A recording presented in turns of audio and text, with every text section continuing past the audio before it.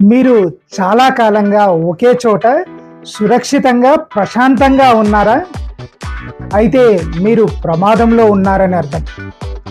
అవును, అది మీకు కనిపించదు కానీ మిమ్మల్ని, మీ భవిష్యత్తుని నెమ్మదిగా ముంచేసే శత్రువు అదే కంఫర్ట్ జోన్. అక్కడ మీరు నెమ్మదిగా అలసిపోతారు. మీరు మీ చైతన్యాన్ని కోల్పోతారు. చాలా కాలంగా ఒకే చోట అదే జీతం, అదే జీవితం, అదే ప్రదేశం, అవే ఆలోచనలు. ఈరోజు మీరు జీవిస్తున్న జీవితం మిమ్మల్ని ముందుకు తీసుకెళ్తుందా లేదా మీ భవిష్యత్తుని ముంచేస్తుందా? కంఫర్ట్ జోన్లో ఎదుగుదల కానీ లేదా గొప్పగా జీవితం కానీ ఉండవు. ఒక్కసారి కంఫర్ట్ జోన్ వదిలి ఒక్క అడుగు బయటికి వేయండి.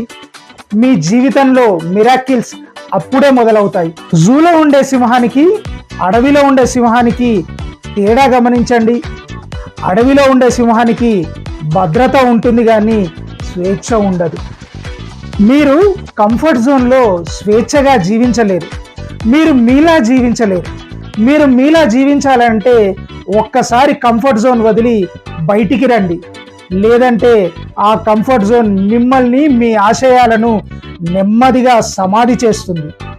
ఎదిగేవారు ఎప్పుడు సౌకర్యాలను త్యాగం చేస్తారు. త్యాగం చేయలేని వారు ఎప్పటికీ ఎదగలేరు. ఒక్కసారి చెక్ చేసుకోండి. మీరు కంఫర్ట్ జోన్ అనే సమాధిలో ఉంటే ఆ కంఫర్ట్ జోన్ అనే సమాధిని బద్దలు కొట్టుకొని బయటికి రండి. మీ అసలైన జీవితం మీ గురించి ఎదురు చూస్తూ ఉంది.